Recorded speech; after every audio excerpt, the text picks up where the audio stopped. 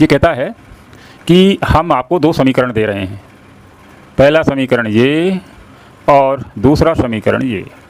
हमारे पास दो ये समीकरण हैं। इन समीकरणों के जो अचर राशियां हैं, जैसे अचर, इन अचर क्या होगा तो कलर बदल करके देख लेते हैं थोड़ा सा, तो आपको समझने में सरल हो जाएगा। तो पहले वाले समीकरण में हमारा क्या है 3x, ये a है, ये b है और ये c है।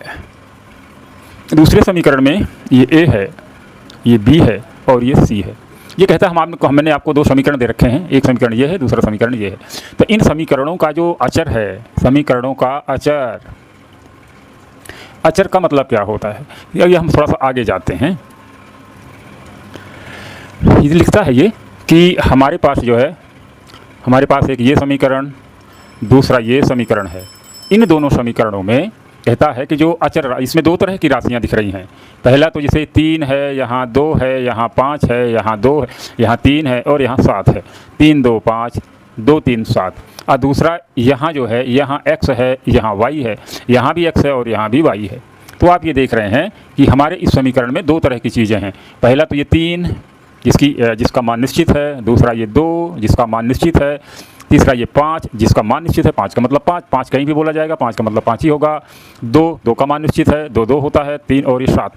तो ये जो चीज़ें हैं 3 2 5 या 2 3 और 7, ये सब अचर राशियां हैं, इसलिए कि इनके मान जहाँ कहीं भी है निश्चित है, फाइनल है, कम ज़्यादा नहीं हो सकता।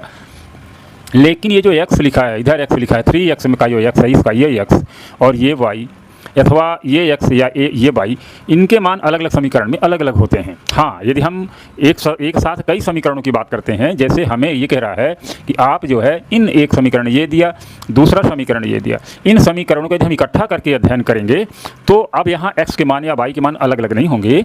यानी ये जो x का मान होगा वही इसका भी मान होगा, इस y का जो मान होगा वही इस y का मान होगा। लेकिन अगले वाले समीकरण में, ये जो हम नीचे समीकरण लिखा है, ये समीकरण का जो जोड़ा है और ये जो जोड़ा है, अब यहाँ x का मान, इसका x का मान और y का मान, इसमें तो एक ही होगा। जो x का मान यहाँ होगा वही यहाँ होगा, y का मान जो यहाँ होगा वही यहाँ होगा तो यही। लेकिन इस वाले में जो x का मान है, इसमें जो y का मान है, वही मान इसका नहीं होगा। यानी यहाँ x का मान कुछ और होगा, यहाँ x का मान कुछ और होगा, इस वाले में x का मान कुछ और होगा। यहाँ y का मान इसमें कुछ और है, यहाँ y का मान कुछ और होगा और यहाँ y का मान कुछ और। जैसे समीकरण बदलेगा x और y के वैल्यू बदल जाएंगे। इसलिए, लेकिन जो हमारा ये 3 है